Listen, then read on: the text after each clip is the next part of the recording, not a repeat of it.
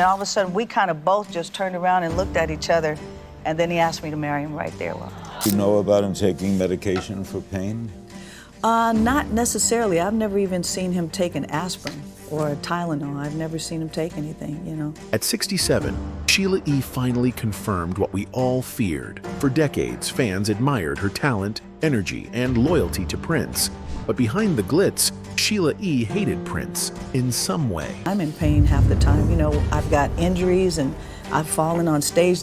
There's times where, you know, some of the pieces of the set had fallen on my head, hit my arm. From Prince's obsessive control, which crushed her creativity and silenced her artistic voice, with him forcing her into a style she didn't feel comfortable with. In her book, she describes it like this: "My hands were bleeding after every show. At night, I'd have to soak the open sores on my palms and fingers in Epsom salts. And the next day, to warm up, I'd have to slap them against the wall until they went numb." To being hurt by their complicated romance, and even being exploited in major projects like We Are the World, it all took a toll on her. Well, we're already done. I was just sitting around for hours waiting. And I just thought, I can't even keep my eyes open anymore. And I felt very hurt and disrespected, and I left. Add serious health issues, and it's clear her success came at a heartbreaking cost. Let's delve in. Before Sheila E. met Prince, she was already doing great in the music world. She played the drums like no one else and had a strong singing voice. She released an album called The Glamorous Life in 1984, and the title song became a big hit. Many people still remember her for that song. It played on the radio a lot and made people dance. Sheila didn't need Prince to become famous. She was already on her way, but when she and Prince started working together, something magical happened. They didn't just work together, they made each other better. Their ideas mixed so well. They helped each other grow as artists and created a sound that was fresh and exciting. It wasn't just Prince leading the way. Sheila brought her own style, and it showed. Sheila first saw Prince while she was on tour with the singer Al Jarreau.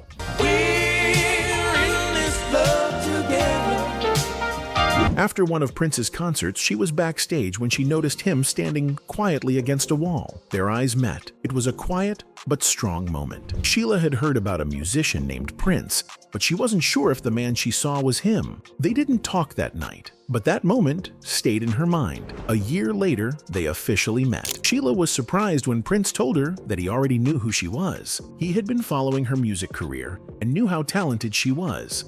That made her feel good. Prince was already a big star.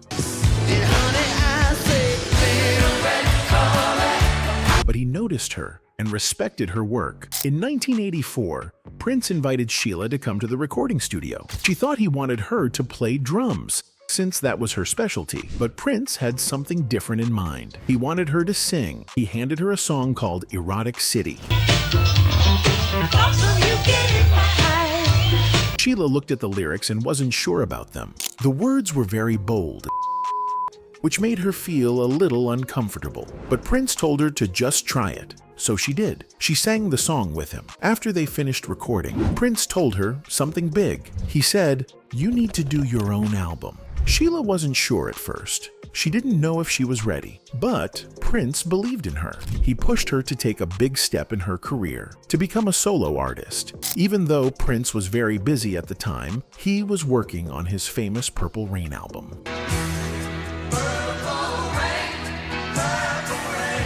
He still found time for Sheila. He had a bunch of songs already recorded and thought they would be great for her. Just a few days after recording Erotic City, Sheila started working on her first album. Prince gave her the tracks, and she went into the studio to add her own voice and drum parts. The album came together fast. Sheila was no longer just Sheila Escovedo. She became Sheila E. That name stuck. People now knew her as a star in her own right, not just someone playing behind the scenes. By April 1984, Sheila's album was ready. Prince showed it to his team, and a few weeks later, Sheila signed a deal with Warner Brothers Records. On May 2nd, 1984, her first single, The Glamorous Life, was released to the public. The song was a hit right away. It climbed the music charts fast and landed in the top 10 on the Billboard charts. People loved it. The full album came out just 1 month later. It also did very well. It reached the top 10 on the R&B charts and made it to number 28 on the main Billboard album chart. This was a huge success for someone releasing their first album. Sheila E. was now a true star.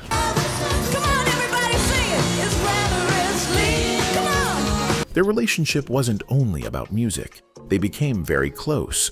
At first, they were just friends, but over time, they started to fall for each other. Prince would send flowers to every hotel room she stayed in while she was on tour. He was clearly trying to win her over. Sheila tried to keep things professional. She believed in not mixing love with work, especially after a painful experience with Carlos Santana years earlier. Sheila tells all in her new memoir, The Beat of My Own Drum, including her biggest regret, an alleged affair with a married Carlos Santana. Next thing I know, I found out he was married, and But with Prince, she finally gave in. They became a couple and stayed together for several years. that is just, we never slept. I mean, we had so much fun, we had so much in common. So we loved to be in the studio at all hours of the night. Prince even proposed to her once, but in his own way. He mouthed the words, "Marry me," during one of their concerts. Sheila saw it and understood, but they never got married. When asked why, she simply says, "I don't know." They started to grow apart. Sheila wasn't comfortable with the very sexy style Prince was showing in his music. She loved the work they had done together. But something didn't feel right anymore. She needed to follow her own path, and so did he. Another reason they drifted apart was because Prince had other women in his life. Sheila didn't want to be part of that. She believed in being with just one person. Her parents had been together since high school and had been married for more than 60 years. That's the kind of love she wanted. She didn't want to share the man she loved with someone else. That was something she couldn't accept, no matter how much she cared for Prince. Years later, in 2020, Sheila released a song called Lemon Cake, which was inspired by Prince, but this caused some trouble. Can't stop thinking of you. Can't stop thinking of you. Another woman from Prince's past, Apollonia Cotero, said Sheila was trying to make money off Prince's name. Apollonia posted a mean message on Facebook, but Sheila didn't fight back. She said she never read it. She didn't want to speak badly about anyone. She said she still loves Apollonia and had nothing bad to say. Moving on. So, Apollonia slams Sheila E's Prince tribute. You are so desperate to be relevant, is what she said. Sheila E. grew up in Oakland, California. Her father was a talented musician, but the family didn't have a lot of money. Sometimes they had to move because they couldn't pay the rent. Life was hard, but their home was full of music and love. Famous musicians like Tito Puente and Eddie Palmieri would come by and play music late into the night. Even with all the fun, Sheila went through a lot of pain as a child. She said a babysitter raped her when she was just 5 years old. Later, some of her older cousins also her. These were deep wounds. She didn't tell anyone until she was in her 30s. 5 years old, I mean, even right now, I could, envision it as if it happened this morning.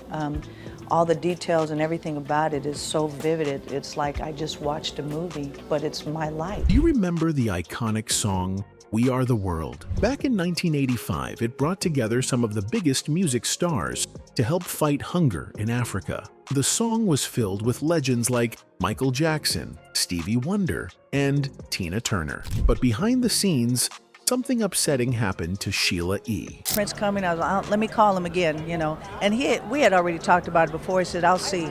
Sheila E. recently shared her experience while working on the song. She said she was invited to the recording session, but it wasn't because of her talent. The producers, Lionel Richie and Quincy Jones, wanted her there to try and convince Prince to join. In a new Netflix documentary, Sheila E. explained how she felt used during the session. It was late, and I thought I'd get to sing a verse, she said. But instead, they kept asking me, "Can you get Prince to come?" Sheila realized they weren't really interested in her. They just wanted her to lure Prince to the studio. It was getting later and later because I was promised I was going to sing one of the solos, and it got later and later, and it just never happened. Sheila tried her best to get Prince involved. She called him and told him about how fun it was to work with all the other stars. Prince even offered to play a guitar solo for the song, but Lionel Richie said no. They wanted Prince to sing instead. Sheila knew Prince wouldn't come because he didn't like being in big crowds. The recording session went on, but Sheila never got to sing a solo part. It was heartbreaking, she admitted. Once it was clear Prince wasn't coming, the line meant for him was given to Huey Lewis. Sheila E. felt betrayed. "They never planned to let me sing," she said. "Lionel and Quincy just kept pushing me to call Prince. I thought these people were my friends, but they used me. That's cold." Sheila also said there was no guidebook to teach her how to deal with fame. It was exciting, but also very confusing and overwhelming. Well, we're already done. I was just sitting around for hours waiting. And I just thought, I can't even keep my eyes open anymore. And I felt very hurt and disrespected. As Sheila got more famous, she started to change. She admits she became hard to work with. She started acting like a boss who gave orders instead of being a team member. She said that fame gives you power, but it can also make you speak at people instead of with them. In other words, she was no longer listening to others or working together. She started thinking, "You work for me," instead of, "We work together." This attitude caused problems. During a tour in Europe, things got so bad that half of her band wanted to quit. Sheila realized later that fame can go to your head and make you forget how to treat people with respect. It was a hard lesson for her. By the late 1980s, things started to fall apart. Prince and Sheila were no longer working together, and they had ended their personal relationship too. Around that same time, Sheila started having serious health problems. Drumming takes a lot of strength and energy, and her body began to suffer. Her back and muscles were in pain because of all the hard work and long hours. Sheila said she is still in pain today and has to see a doctor and physical therapist regularly. Even though she was great at drumming, it took a big toll on her body. One of the worst moments in Sheila's life came in 1990.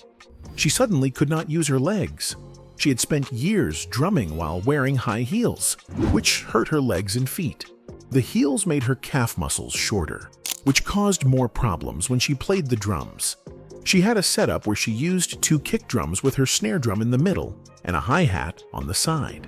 This forced her to twist her body in an unnatural way. That twist caused major pain in her lower back. It took her 4 months just to walk around her block again. This was a very scary time for her because she didn't know if she would ever play again. Even after all that, Sheila still kept going. She loved music too much to stop, but her body kept having problems. On one of her tours, she fell and twisted her right ankle. It was a bad injury and made walking painful. Wearing high heels was out of the question. Sheila is only 5 feet 3 inches tall, and she liked wearing heels because they made her feel taller and more confident. But the injury was so bad, it took almost a year and a half before her ankle and Achilles tendon healed enough for her to wear heels again. In 2018, news came out that Justin Timberlake might use a Prince hologram during his Super Bowl performance. I was just responding to the rumors and possibly that there was going to be a hologram. And, Prince had told me don't let anyone do a hologram of him. A hologram is a computer-made image that can make a person look real on stage, even if they are no longer alive. Some fans were excited, but many people were upset. One of those people was Sheila E., who was a close friend and former bandmate of Prince. She quickly went on Twitter to say it was wrong. She said, "Prince told me don't ever let anyone do a hologram of me. Not cool if this happens." That message made it clear that Prince did not want to be brought back through technology like that. Prince had told me don't let anyone do a hologram of him for religious reasons. And so I just posted that, if this did happen, it's kind of messed up or not cool. Sheila E. later shared that she talked directly with Justin Timberlake. She said he told her there would be no hologram of Prince at the Super Bowl. Many fans felt relieved after hearing this. People love Prince and want to respect his wishes. Sheila E. tried her best to protect his memory. She knew what Prince really wanted and wanted to make sure no one crossed that line.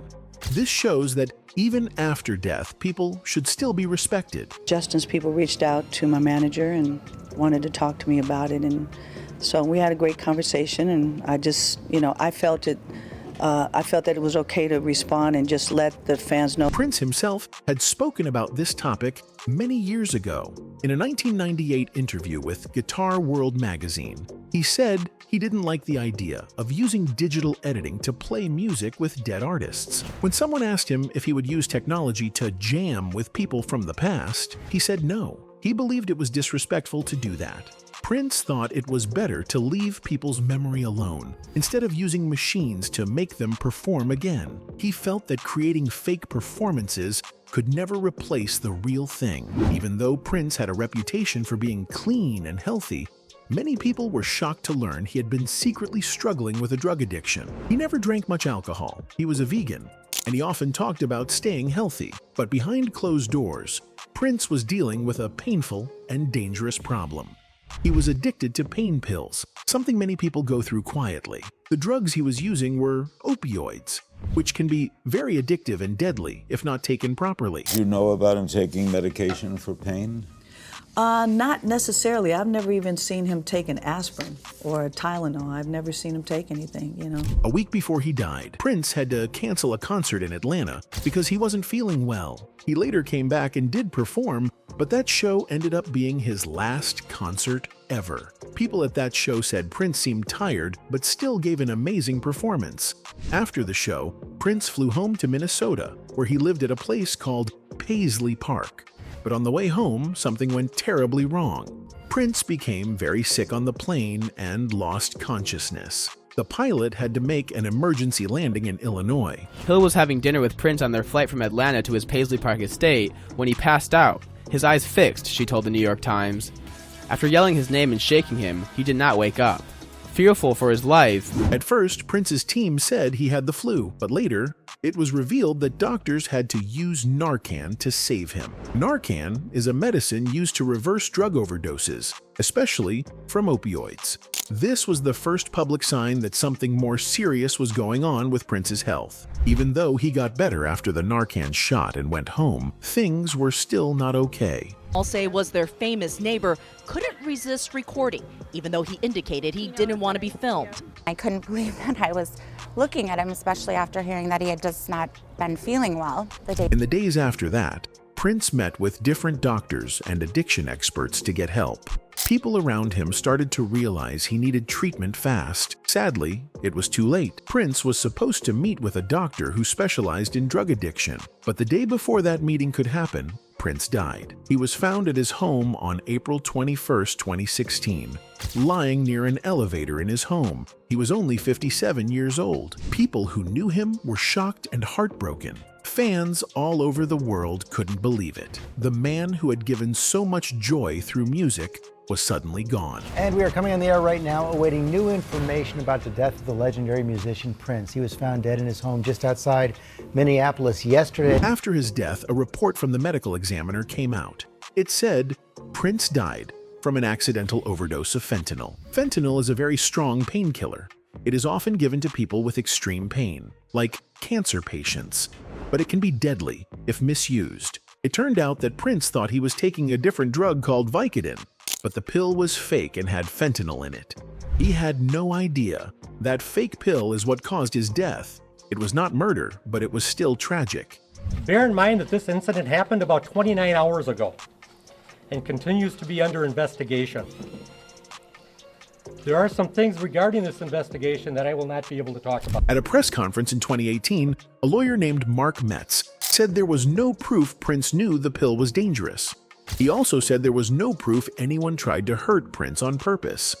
Still, this showed how dangerous fake pills can be. Even someone as smart and careful as Prince didn't know what he was taking. That mistake cost him his life. This happens to many people around the world, and it shows how serious the opioid crisis is. The toxicology report showed that Prince had 67.8 micrograms per liter of fentanyl in his blood. That number might not mean much to most people, but doctors say anything more than 3 micrograms can kill a person. Prince had over 20 times that amount in his system.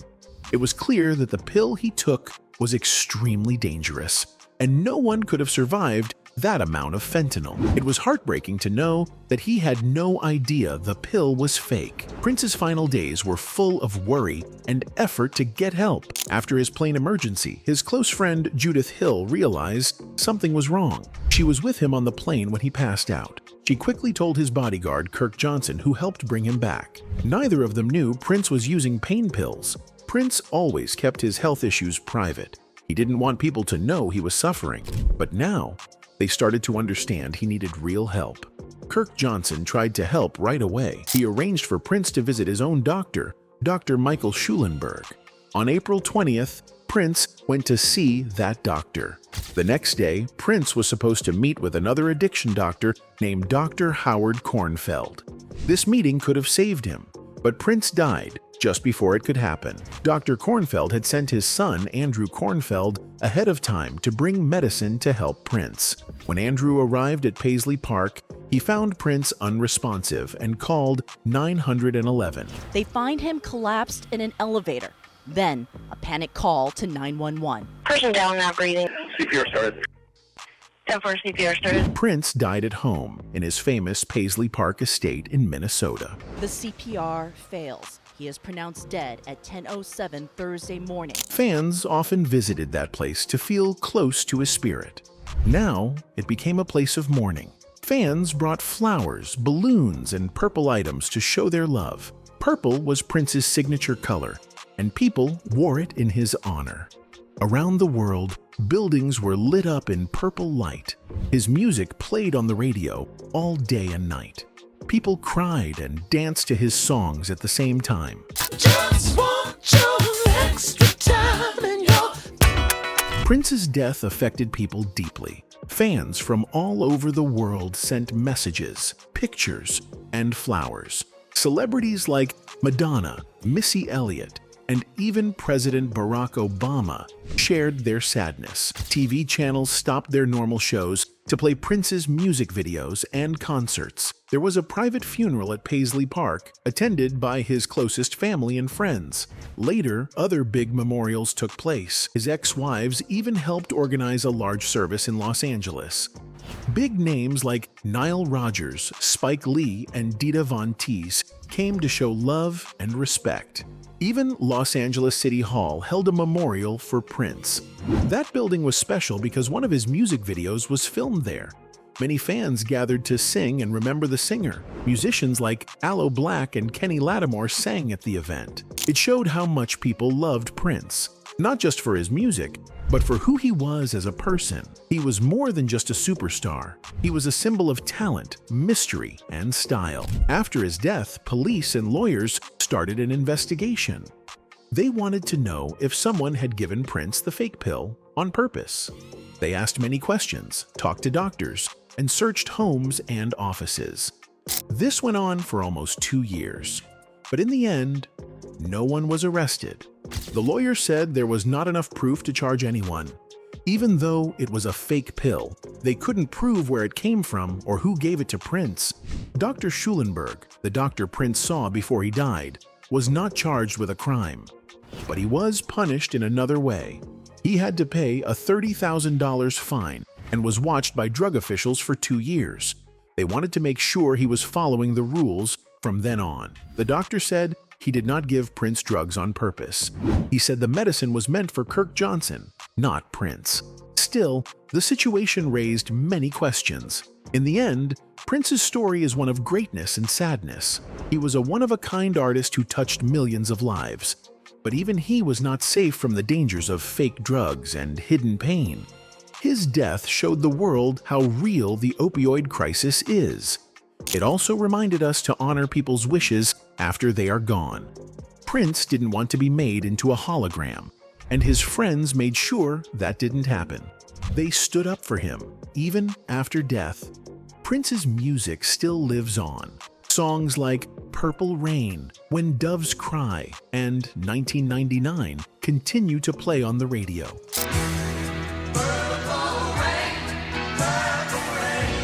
Young and old people still dance to his music. His style, his voice, and his message remain strong. He may be gone, but the world will never forget Prince.